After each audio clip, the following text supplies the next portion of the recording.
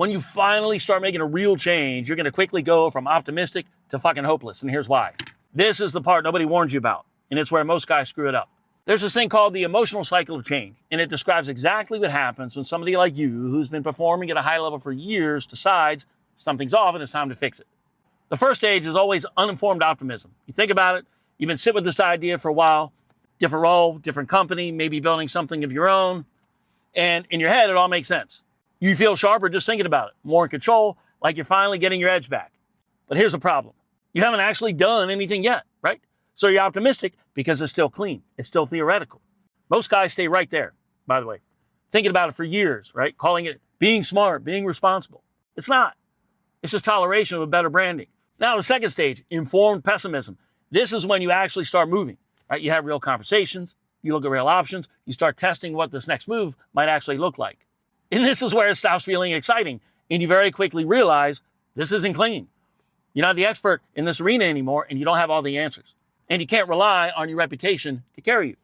Now those thoughts start creeping in. Do I actually have what it takes? Is this a mistake? Am I about to screw up everything I built? That's the moment your identity gets hit, and your ego. This is a real problem because for the last 15 or 20 years, your value came from certainty. Now you're back in uncertainty, and most guys don't like that feeling. I know I didn't when I went through it.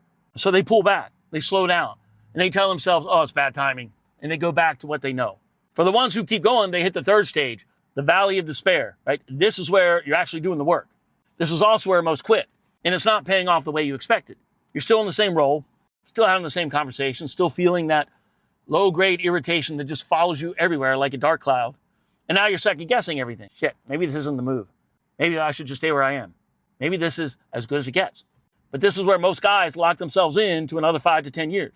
Not because they can't change, but because they backed off right there. But here's the part nobody tells you. That's exactly where you're supposed to be. Because the final stage is informed optimism. And you don't get there by thinking, you get there by paying the price of recalibrating who you are, your decisions, what you actually want now, not who you were 15 years ago. That gap between where you are and where you want to be, that's the tax. This is the price, right? Not motivation, not discipline, clarity earned through friction. Every guy I've worked with who actually gets momentum again, they all go through this exact phase. Messy, uncertain.